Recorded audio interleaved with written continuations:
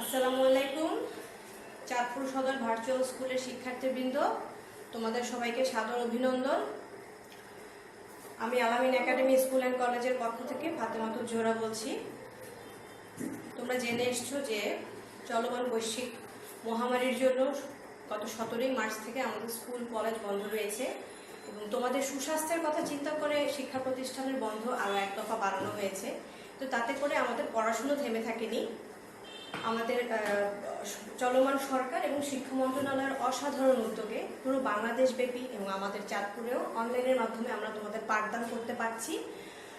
তো চাঁদপুর সদর ভার্চুয়াল স্কুলের আমার যে সমস্ত সিনিয়র কর্মীবৃন্দ, সহকর্মীবৃন্দ যারা এই অনলাইন প্রোগ্রামকে সুন্দর মতো চালু রাখার জন্য প্রয়াস রাখছেন, তাদের সবাইকে আমার অভিনন্দন, শুভেচ্ছা। আজকে আমি এখন ক্লাস শুরু করব। আমি নবম শ্রেণীর রসায়ন ক্লাস নিয়ে এসেছি তোমাদের কাছে, সপ্তম অধ্যায় রাসায়নিক বিক্রিয়া।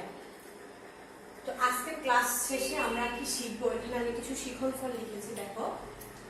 ভৌত ও রাসায়নিক পরিবর্তনকে জানা, এদের মধ্যে পার্থক্য তৈরি করা, পদার্থের পরিবর্তনকে বিশ্লেষণ করে রাসায়নিক বিক্রিয়া শনাক্ত করা, রাসায়নিক বিক্রিয়ার শ্রেণীকরণ, বিভিন্ন বিক্রিয়া সম্পর্কে জানা। তো রাসায়নিক বিক্রিয়া চ্যাপ্টারের প্রথমেই ভৌত ও রাসায়নিক পরিবর্তন নামে দুটো শব্দ রয়েছে। এই দুটো পরিবর্তনকে আমরা জানব। শিক্ষার্থীরা লক্ষ্য করো, ভৌত, রসায়নে ভৌত বলতে বাহ্যিক গঠন বোঝানো হয়েছে, আর রাসায়নিক পরিবর্তন বলতে পদার্থের পুরো ধর্মের পরিবর্তনকে বোঝানো হয়েছে। আমি কিছু উদাহরণের মাধ্যমে তোমাদেরকে পুরো ব্যাপারটা ক্লিয়ার করব। শিখন ফলটা একটু মুছে দিব।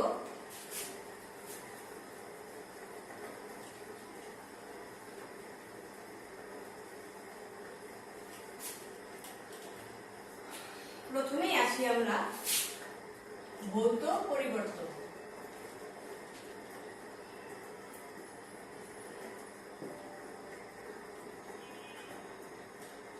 নিচে দিয়ে আমি রাসায়নিক পরিবর্তনটা লিখে দিই। আমরা দুটো পরিবর্তন একসঙ্গে পড়লে পার্থক্য করতে শিখব।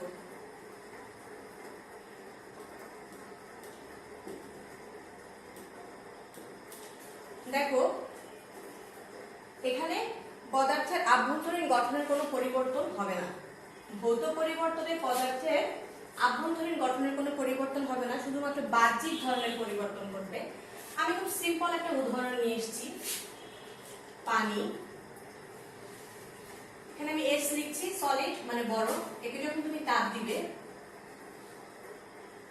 সে পানিতে পরিণত হবে। তারপর যখন তুমি আরো তাপ দিবে, সে বাষ্প হয়ে যাবে।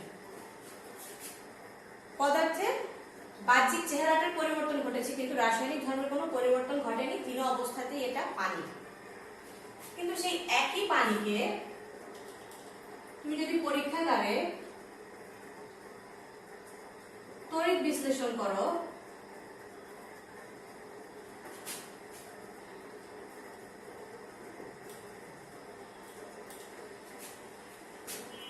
হাইড্রোজেন আর অক্সিজেন নামে দুটো উপাদান পাবে। এটা পানি আর এরা কিন্তু একেবারে গ্যাসীয় ধর্মের। তাহলে আমরা বুঝতে পারছি যে যখন কোনো পদার্থের বাহ্যিক অবস্থার পরিবর্তন ঘটবে কিন্তু রাসায়নিক কোনো পরিবর্তন ঘটবে না, তখন আমরা সেই পরিবর্তনকে ভৌত পরিবর্তন বলবো।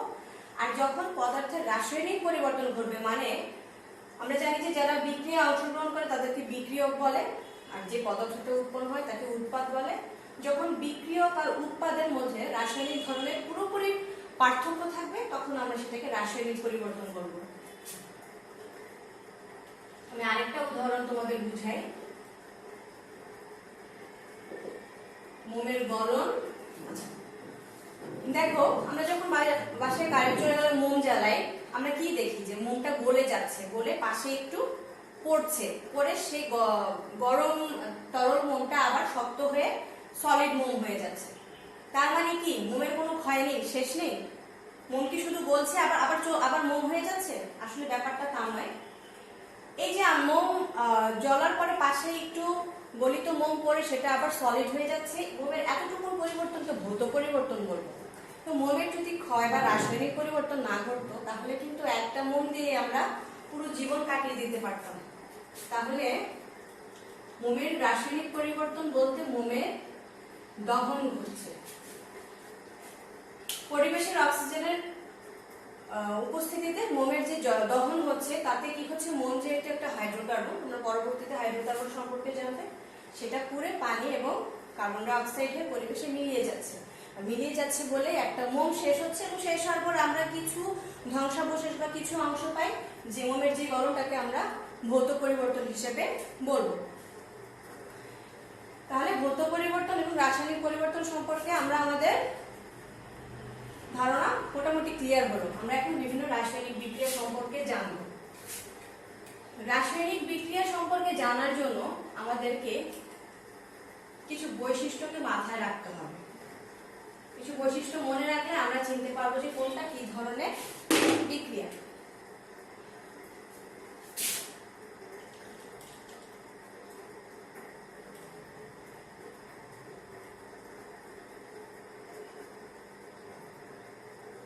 রাসায়নিক বিক্রিয়াকে আমরা কোন কোন স্ট্র্যাটেজিতে ভাগ করতে পারি?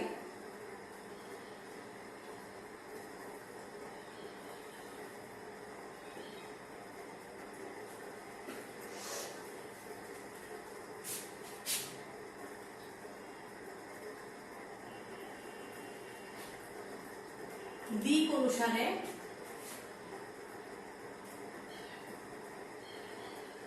তাপমাত্রা পরিবর্তন অনুসারে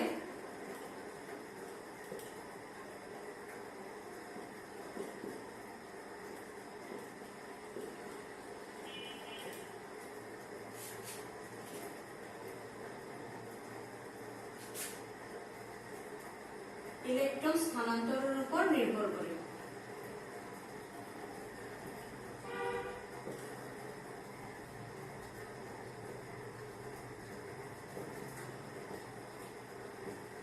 আমরা যদি এই বিষয়গুলো মাথায় রাখি তাহলে আমরা খুব সহজেই কোনো রাসায়নিক বিক্রিয়াকে চিনতে পারবো।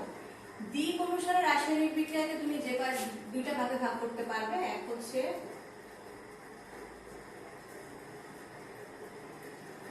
একমুখী,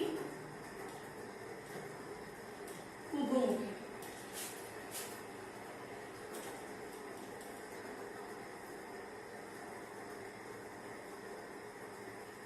তাপোৎপাদী, তাপহারী,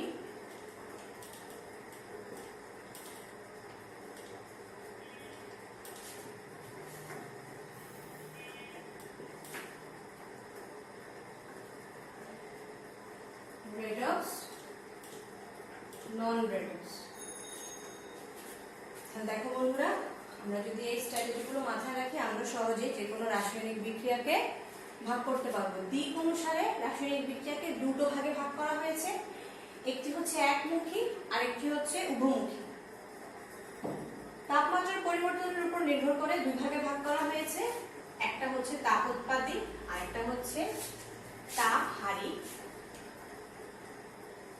আমরা কিন্তু নাম শুনে বুঝতে পারছি যে আসলে কি ঘটতে যাচ্ছে বিক্রিয়াগুলোতে। ইলেকট্রনের স্থানান্তরের উপর নির্ভর করে দুই ধরনের রয়েছে, রেডক্স, নন রেডক্স। এর মধ্যে সবচেয়ে বিশাল এরিয়া, রাসায়নিক বিক্রিয়ার জন্য সবচেয়ে বিশাল এরিয়া দখল করে আছে এই অংশটা, ইলেকট্রনের স্থানান্তরের উপরে। আর আমরা এগুলো খুব সিম্পলি পড়ে ফেলব। আচ্ছা, আমরা এখন আসি দিক অনুসারে রাসায়নিক বিক্রিয়া আমরা কিভাবে চিনব।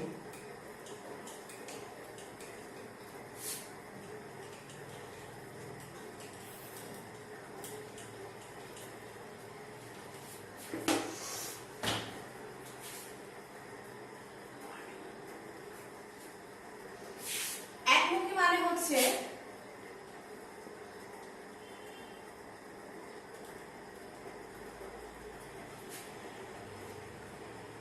বিক্রিয় উৎপাদে পরিণত হবে, কিন্তু সেই উৎপাদ পেছনমুখী বা পশ্চাৎমুখী বিক্রিয়া করে আর বিক্রিয়কে পরিবর্তন হবে না। যেমন ধরো ক্যালসিয়াম কার্বনেট, একে যদি তুমি খোলা পাত্রে বিক্রিয়া করো, ক্যালসিয়াম অক্সাইড যেটা তোমরা চুন হিসেবে জানো তৈরি হবে, আর কার্বন ডাই অক্সাইড তৈরি হবে। কার্বন ডাই অক্সাইডটা যেহেতু পরিবেশে চলে যাবে সেহেতু ক্যালসিয়াম অক্সাইডের কোনো সুযোগ নেই আবার ক্যালসিয়াম কার্বনেটে পরিণত হওয়া। তাহলে এটা হচ্ছে একমুখী বিক্রিয়া। একমুখী বিক্রিয়া ডান দিকে একটি চিহ্ন চিহ্ন দিয়ে চিহ্নিত করা হয়। তারপর আসছে তোমার উভমুখী বিক্রিয়া। উভমুখী বিক্রিয়া যেমন ধরো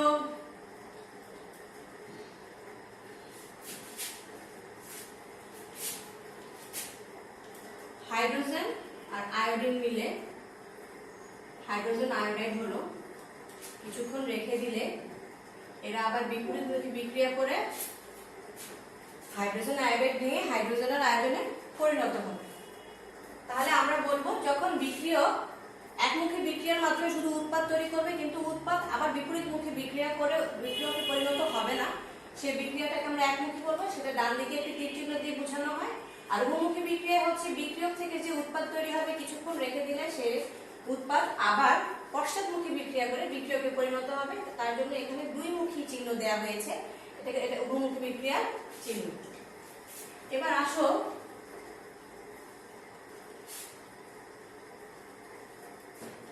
তাপোৎপাদী তাপহারী বিক্রিয়া।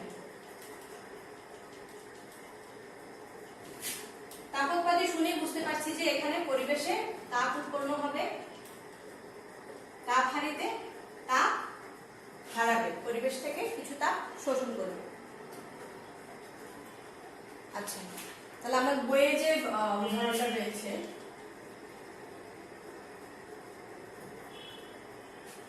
আমরা সেটাই ব্যবহার করব।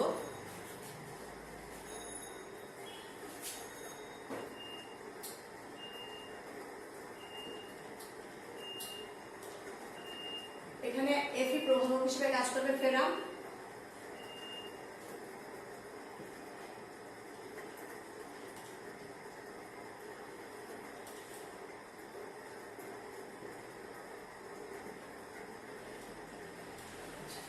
এক মোল নাইট্রোজেন 3 মোল হাইড্রোজেনের সঙ্গে বিক্রিয়া করে যখন 2 মোল অ্যামোনিয়া উৎপন্ন করে সেখানে 92 কিলোজুল তাপ উৎপন্ন হয়।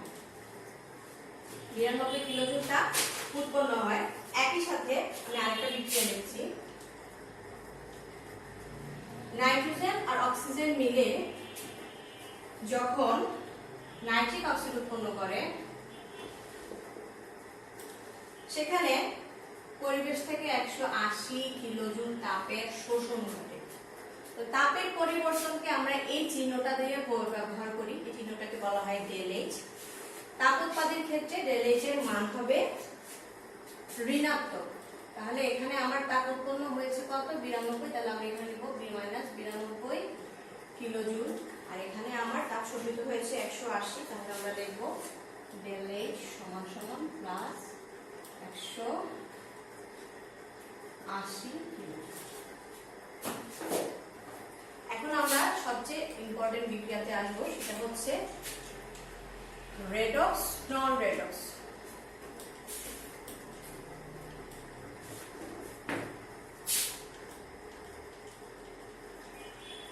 এখানে রিডাকশন হচ্ছে বিজারণ, অক্সিডেশন হচ্ছে জারণ। সেই দুটো অংশকে একত্রিত করে রেডক্স বানানো হয়েছে, যা মূলত জারণ বিজারণকে নির্দেশ করে। জারণ বিজারণ কি বিক্রিয়া আমরা সেটা শিখব। জারণ হচ্ছে সেই বিক্রিয়া যেখানে কোনো পরমাণু ইলেকট্রন দান করবে। ইলেকট্রন দান করে কি হবে? সে ধনাত্মক আধানে পরিণত হবে, তার মধ্যে ঋণাত্মক আধানের পরিমাণ কমে যাবে। তাহলে জারণে আমার কি কি করছে?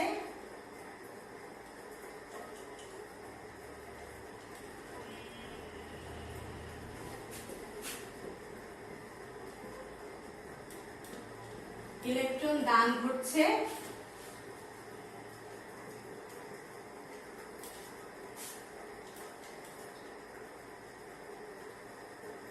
ধনাত্মক চার্জ বৃদ্ধি পাবে,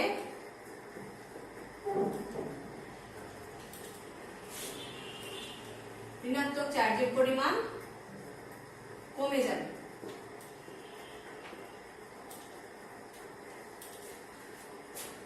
আর বিজারণ বিক্রিয়া ঠিক একই সাথে এই পরমাণু যে ইলেকট্রনটা দান করছে সেই ইলেকট্রনটা গ্রহণ করবে। গ্রহণ করলে তার ধনাত্মক চার্জ কমে যাবে, ঋণাত্মক চার্জ বেড়ে যাবে। সেটা হবে কোথায়? বিজারণ। যদি এটা বিজারণ বিক্রিয়া হয় তখন ইলেকট্রন দান ঘটবে না, ইলেকট্রন গ্রহণ ঘটবে। ধনাত্মক চার্জ তখন কি হবে,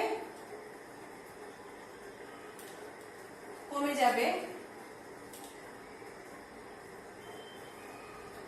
ঋণাত্মক চার্জ বেড়ে যাবে। এটি দুটো বিক্রিয়া। তাহলে শুধু জারণ বিজারণ একাকি ঘটতে পারে না, এটি একটি যুগপত বিক্রিয়া। আমরা পাঠ্য বইয়ে দেখবো যে জারণ বিজারণ এই যুগপত বিক্রিয়া, একই সঙ্গে ইলেকট্রনের আদান এবং প্রদান ঘটে, জারণ ও বিজারণ একই সঙ্গে ঘটে, মানে এটা দুই দিক থেকে একই সঙ্গে ঘটে বলে এটাকে যুগপত বিক্রিয়া বলা হচ্ছে। আর যার জারণ ঘটছে সে বিজারক, যার বিজারণ ঘটছে সে জারক। আমরা একটা উদাহরণ দিয়ে এটা একটু বুঝে নেই।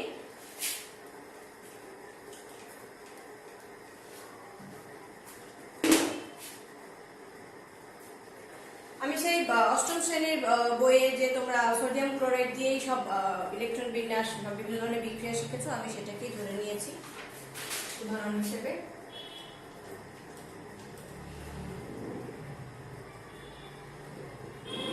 এখানে সোডিয়ামের শেষ কক্ষপথে এই একটা ইলেকট্রন ত্যাগ করেছে, নিরপেক্ষ সোডিয়াম।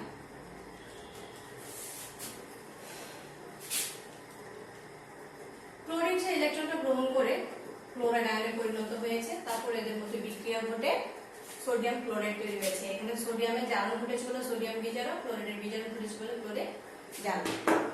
আমরা আরো একটা জিনিস শিখবো, সেটা হচ্ছে জারণ সংখ্যা। এখন আমরা জানতে চাই জারণ সংখ্যা কি। জারণ সংখ্যা হলো সেই সংখ্যা কোনো পরমাণু তার শেষ কক্ষপথে ইলেকট্রন গ্রহণ অথবা ত্যাগ করার ফলে যেই সংখ্যক ধনাত্মক বা ঋণাত্মক চার্জে পরিণত হয় সেটাই জারণ সংখ্যা। যেমন ধরো সোডিয়ামের শেষ কক্ষপথে একটা ইলেকট্রন ছিল আর সে সেটা ত্যাগ করেছে, যেহেতু ত্যাগ করেছে সেহেতু তার প্লাস হয়েছে, তাই সোডিয়ামের জারণ সংখ্যা +1।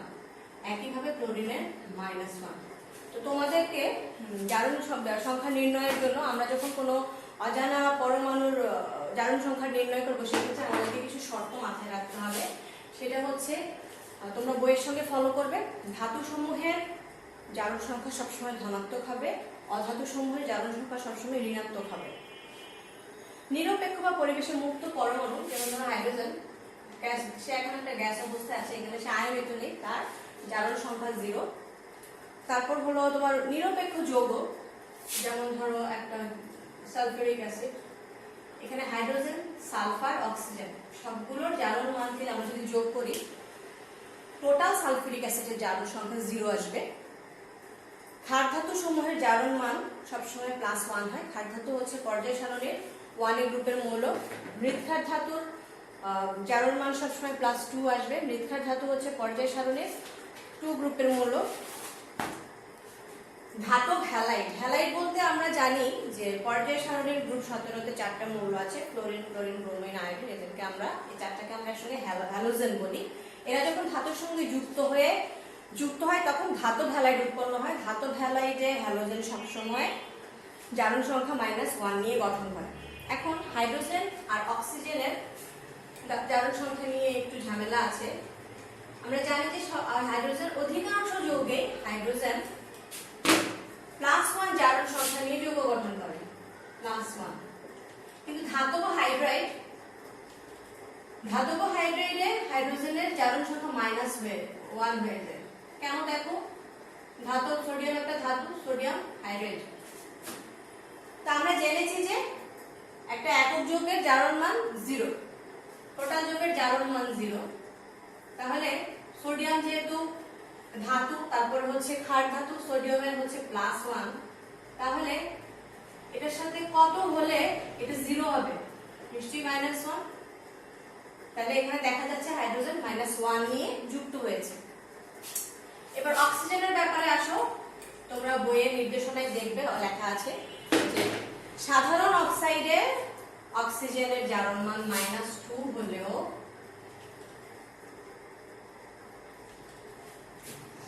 পার অক্সাইডে -1,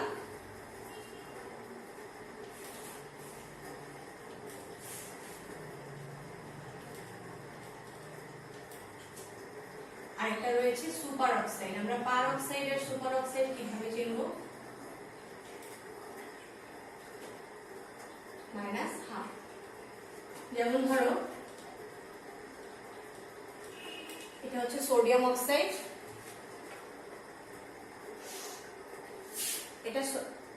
এটা একটা সাধারণ অক্সাইড। এটা যদি আমরা টোটালটার জারণ মান নির্ণয় করি আমরা দেখব এখানে সোডিয়ামের রয়েছে দুইটা পরমাণু, তাই +1 × 2 প্লাস, যেহেতু অক্সিজেন -2 হয়ে যুক্ত হয়েছে যেহেতু -2, তাহলে +2 -2 = 0। এটা হচ্ছে সাধারণ অক্সাইড। এবার আসো পার অক্সাইড। পার অক্সাইডের চেহারাটা এমন, অক্সিজেন যে ধাতুর সাথে বা যার সঙ্গে যুক্ত হবে, ধরো আমি হাইড্রোজেন পার অক্সাইড দিয়ে করি, এখানে অক্সিজেনেরও দুইটা পরমাণু থাকবে, যার সঙ্গে যুক্ত হয়েছে তারও দুটো পরমাণু থাকবে। তাহলে +1 × 2, যেহেতু হাইড্রোজেনের দুইটা পরমাণু, হাইড্রোজেনের জারণ সংখ্যা 1। এখন এখানে কত হলে এটা 0 হবে, কারণ আমাদের টার্গেট থাকবে এটা টোটাল জারণ সংখ্যা যেন 0 হয়। তাহলে অক্সিজেনের পরমাণু সংখ্যা রয়েছে দুইটা, এখানে যদি আমি -1 × 2 দেই তাহলে +2 -2 0 হয়। তাহলে বোঝা গেল যে পার অক্সাইডে অক্সিজেন -1 জারণ সংখ্যা নিয়ে গঠিত হয়েছে। এখন আসো সুপার অক্সাইড। সুপার অক্সাইড কি, অক্সিজেন যার সঙ্গে যুক্ত থাকবে সে তার একটা পরমাণু থাকবে, অক্সিজেনের দুইটা পরমাণু থাকবে।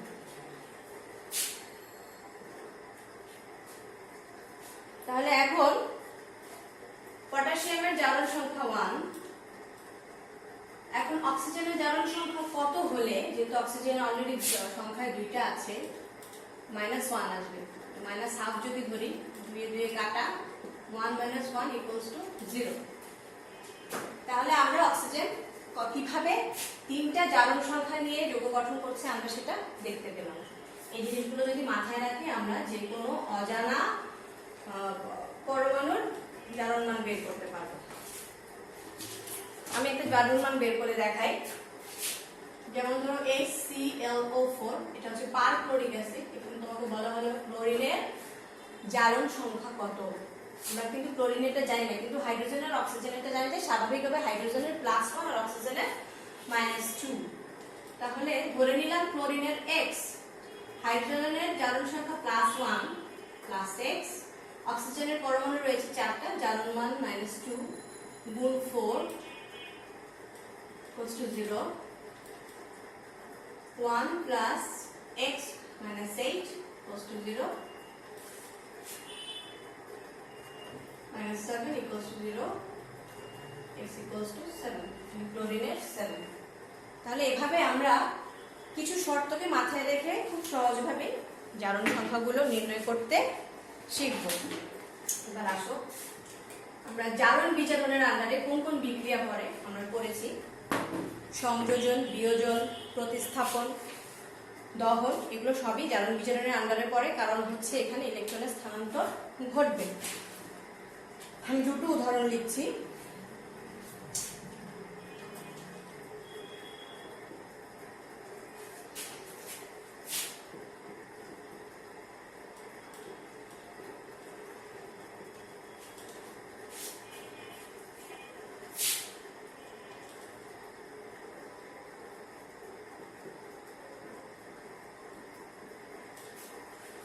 দেখো আমরা এখন সংযোজন নিয়ে আলোচনা করব। সংযোজন মানে সংযুক্ত হওয়া, বুঝাই যাচ্ছে সংযুক্ত হওয়া। তখন দুই বা ততোধিক রাসায়নিক পদার্থ যুক্ত হয়ে একটি নতুন যৌগ গঠন করবে, তখন আমরা তাকে সংযোজন করব। আর সংশ্লেষণের বেলায় শুধুমাত্র দুটো মৌল হতে হয়। এখানে দেখো ফেরাস ক্লোরাইড একটা যৌগ, ক্লোরিন একটা মৌল যুক্ত হয়ে ফেরিক ক্লোরাইড দুটো একটা যৌগ উৎপন্ন করেছে। আবার এখানে নাইট্রোজেন একটা মৌল, হাইড্রোজেন একটা মৌল, এখানে অ্যামোনিয়া গ্যাস উৎপন্ন করেছে। তাহলে দুই জায়গাতেই সংযোজন ঘটেছে। পার্থক্যটা শুধুমাত্র কি হয়েছে, এখানে একটা যৌগ একটা মৌল ছিল আর এখানে দুইটাই মৌল ছিল। তাহলে শুধুমাত্র যদি মৌল থাকে, দুইটা মৌল যুক্ত হয়, সেক্ষেত্রে আমরা সেটাকে বলবো সংশ্লেষণ। তাহলে আমরা বলতে পারি যে সকল সংশ্লেষণ বিক্রিয়া সংযোজন বিক্রিয়া, কিন্তু সকল সংযোজন বিক্রিয়া সংশ্লেষণ বিক্রিয়া নয়। এখন আসো আমরা বিয়োজন বিক্রিয়া বলি।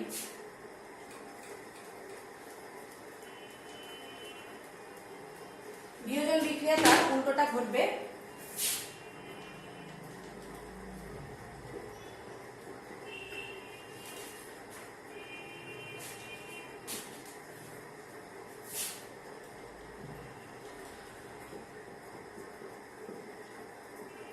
ঠিক একই রকম ভাবে একটা যৌগ ভেঙে একটা যৌগ বা একটা মৌল যে কোনো কিছু তৈরি করতে পারে, সেটাকে আমরা বলবো বিয়োজন। কিন্তু একটা যৌগ ভেঙে যদি শুধুমাত্র দুইটা মৌল উৎপন্ন হয়, সেখানে কোনো যৌগ না থাকে, তাহলে সেটাকে আমরা বলবো বিশ্লেষণ। সেটা বিয়োজন আবার বিশ্লেষণ। তাহলে আমরা বলতে পারি সকল বিশ্লেষণ বিক্রিয়া বিয়োজন বিক্রিয়া হতে পারে, কিন্তু সকল বিয়োজন বিক্রিয়া বিশ্লেষণ নয়। সময় স্বল্পতার কারণে আমি একটু দ্রুত পড়াচ্ছি। প্রতিস্থাপন তোমরা এগুলো অষ্টম শ্রেণীতে পড়েছো। আমি একটা উদাহরণ দিয়ে বুঝিয়ে দিচ্ছি। যে বিক্রিয়ায় অধিক সক্রিয় মৌল কম সক্রিয় মৌলকে কি করবে, মৌল বা মূলক কম সক্রিয় মৌল বা মূলকে প্রতিস্থাপন করবে। যেহেতু আমরা জানি সোডিয়াম কপারের চাইতে একটু বেশি শক্তিশালী সক্রিয়তার ক্রম অনুযায়ী, তাহলে আমরা এটা লিখতে পারি। তাহলে সোডিয়াম এখানে কপারকে প্রতিস্থাপন করে সে সেই জায়গাটা দখল করেছে। এবার আসো দহন। দহন মানে হচ্ছে পুড়ে যাওয়া। আসলে কি পুড়ে যাওয়া? না, পুড়ে যাওয়া নয়। দহন হচ্ছে অক্সিজেনের সঙ্গে যে কোনো বিক্রিয়া, অক্সিজেনের সাথে যে কোনো কিছুর বিক্রিয়াকেই আমরা দহন বলবো। তবে হাইড্রোকার্বনকে পুড়ালে সেটা পানি এবং কার্বন ডাই অক্সাইড এবং সাথে কিছু তাপ উৎপন্ন হয়ে পরিবেশে মিলিয়ে যাবে, তাই দহনকে আমরা তাপোৎপাদীয় বলতে পারি। যেহেতু দহন প্রক্রিয়া সেখানে তাপ উৎপন্ন হয়, আমরা একে তাপোৎপাদীয় বলতে পারি। আবার যেমন ধরো সালফার ডাই অক্সাইড, এগুলো একই সঙ্গে সংযোজন, সংশ্লেষণ, দহন, আবার যেহেতু অক্সিজেনের ইলেকট্রনের আদান প্রদান করছে, জারণ বিজারণ বলতে পারি। তোমাদের যখন নৈর্গতিক আসবে, তোমরা যদি বিক্রিয়ার চেহারা চিনে রাখো, তোমাদের নৈর্গতিক আসতে পারে যে এই বিক্রিয়াটা সংযোজন, সংশ্লেষণ, দহন কোনটিই নয়, তাহলে তোমাদের বা উপরের সবগুলো, তখন তোমরা কোনটা দিবে উত্তর? উপরের সবগুলো। কারণ এটা তুমি এখানে দুইটা মৌল উৎপন্ন হয়েছে, দুইটা মৌল মিলে একটা যৌগ উৎপন্ন গঠন করেছে বলে এটাকে তুমি সংশ্লেষণ বলতে পারো, আবার সংযোজনও বলতে পারো। যেহেতু অক্সিজেনের সঙ্গে বিক্রিয়া, সেহেতু তুমি এটাকে দহনও বলতে পারো। আবার ইলেকট্রনের আদান প্রদান ঘটেছে বলে এটা জারণ বিজারণেরও অন্তর্ভুক্ত। এবার আমরা আসি নন রেডক্স বিক্রিয়া, মানে এখানে ইলেকট্রনের স্থানান্তর ঘটবে না। তার প্রথমেই আসছে প্রশমন। প্রশমন আমরা সেই অষ্টম শ্রেণীতে পড়ে আসছি, যেখানে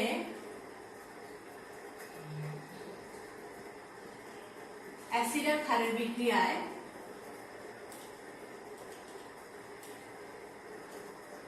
লবণ আর পানি উৎপন্ন হবে। এখানে মূলত লবণের আয়নগুলো পানিতে দ্রবীভূত হয়ে আয়নিত অবস্থায় থাকে বলে এদেরকে দর্শক আয়ন বলা হয়। মূলত প্রশমন বিক্রিয়ায় যত তীব্র অ্যাসিড বা ক্ষার হোক না কেন, তীব্র অ্যাসিড হাইড্রোজেন আয়ন দিবে, তীব্র ক্ষার হাইড্রোক্সিল মূলক দিবে, এবং দেওয়ার পর তারা পানি উৎপন্ন করবে, সাথে কিছু তাপ। তাই প্রশমন বিক্রিয়াকে আমরা তাপোৎপাদী বিক্রিয়াও বলবো। যেহেতু সব প্রশমন বিক্রিয়াতে পানি উৎপন্ন হচ্ছেই, এক মোল পানি উৎপন্ন করতে যে পরিমাণ তাপ লাগছে, আমরা সেই পরিমাণ তাপকে প্রশমন তাপ বলি। আর সেটার পরীক্ষাগারে দেখা গেছে সেই তাপের পরিমাণ -47.34 কিলোজুল। এবার আসছে অদক্ষেপণ। অদক্ষেপণ হচ্ছে তুমি একটি দ্রাবকে যখন দুইটি বিক্রিয়ককে দ্রবীভূত করে যৌগ উৎপন্ন করতে যাবে, যেমন ধরো sodium chloride plus silver nitrate. এখানে সোডিয়াম নাইট্রেট প্লাস সিলভার ক্লোরাইডের উৎপন্ন হবে। সোডিয়াম নাইট্রেট পানিতে সম্পূর্ণভাবে দ্রবীভূত হলে দ্রবীভূত হয়ে যাবে, কিন্তু সিলভার ক্লোরাইড পানিতে পুরো দ্রবীভূত হয় না বলে সেটা কি করবে, তলানি আকারে জমবে। যে বিক্রিয়ায় এরকম উৎপাদ তলানি আকারে জমে, সেই বিক্রিয়াকে আমরা অদক্ষেপণ বলবো। তারপর আসছে পানি বিশ্লেষণ। পানি বিশ্লেষণ মানে হচ্ছে এখানে পানি বিক্রিয়ক হয়ে কাজ করবে, বিক্রিয়ক হয়ে কাজ করে উৎপাদ গঠন করবে। ধরো সিলিকন ক্লোরাইডের সাথে আমি পানি দিয়ে দিলাম, সেক্ষেত্রে কি উৎপন্ন হলো?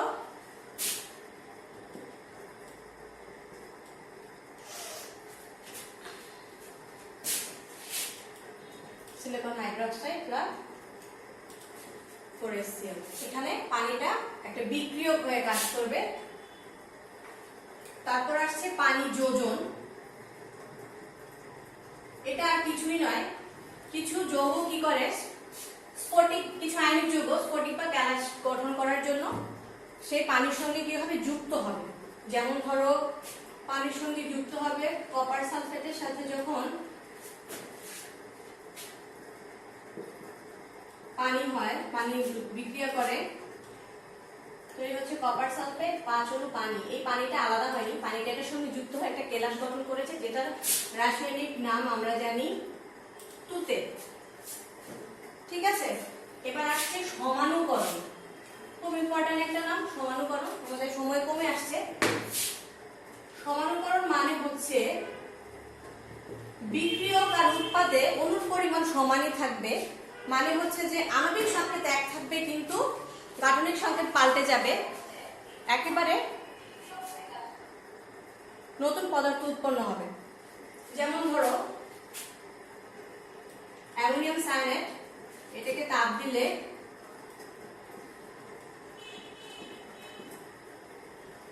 যেটা তৈরি হচ্ছে এটাকে আমরা বলছি ডাই অ্যামিনো কিটোন। একটা অজৈব পদার্থ থেকে পূর্ণ জৈব পদার্থ হয়েছে, কিন্তু এটা বাণিজ্যিক নাম হচ্ছে ইউরিয়া। সর্বশেষ একটা বিক্রিয়া নিয়ে কথা বলবো, সেটা হচ্ছে তোমার পলিমারকরণ। পলিমার মানে পলি শুনে আমরা বুঝতে পারছি যে বহু।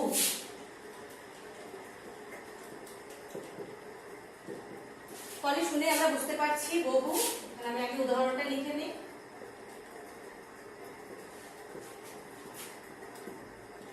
ইথিলিন ভেঙে পলিইথিলিন তৈরি হবে। মানে হচ্ছে প্রভাবক উচ্চ তাপ এবং চাপের সংস্পর্শে এক বা একাধিক যৌগের অসংখ্য ক্ষুদ্র ক্ষুদ্র অণু পরস্পর যুক্ত হয়ে বড় একটা অণু তৈরি করবে। ক্ষুদ্র অণুগুলোকে আমরা মনোমার বলবো, আর বড় যে অণুটা তৈরি হয়েছে সেটাকে আমরা পলিমার বলবো। আমি খুব সহজ ভাষায় বিভিন্ন ধরনের রাসায়নিক বিক্রিয়াকে খুব অল্প সময়ে ডিসকাস করার চেষ্টা করেছি। এখানে লাশ হাতে নিয়ে নীতি নামে আরো একটা গুরুত্বপূর্ণ টপিক রয়েছে, সেটা নিয়ে আমরা পরে অন্য এক সময় ক্লাসে আলাপ করব। তোমাদের যদি কোনো সমস্যা থেকে থাকে বা কোনো প্রশ্ন থেকে থাকে, তোমরা কমেন্ট বক্সে আমাকে জানাবে, আমি অবশ্যই উত্তর দিব। আজকের ক্লাস এখানে শেষ। ধন্যবাদ। আসসালামু আলাইকুম।